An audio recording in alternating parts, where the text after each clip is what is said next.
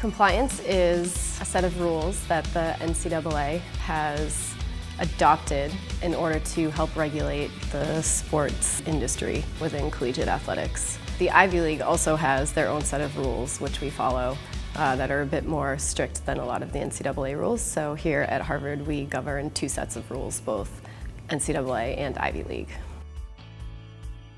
Our role helps the athletic department because the NCAA dictates that students have to go through certain benchmarks, so we have to run certain processes in order to determine whether students are eligible to compete.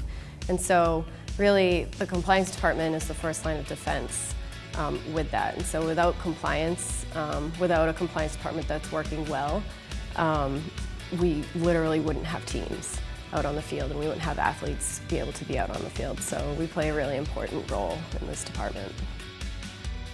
So the fall is what we call eligibility season. It's probably the most task-heavy that we get throughout the year. We're sending lots of emails, letting coaches know who's eligible to be practicing and competing on their teams.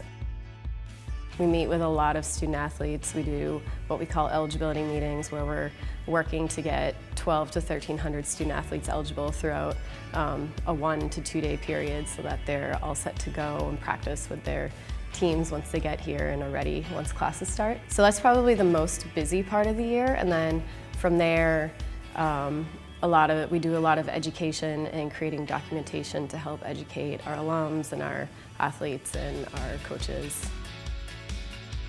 The most rewarding part of my job is getting to know the coaches and the student athletes and finding a way to create those relationships with coaches. I think college athletics generally is all about relationship building and getting to know people, and compliance dictates a lot of what coaches and student athletes are able to do. And so if you have the ability as a compliance administrator to forge those relationships, then generally you're going to have a fairly good department.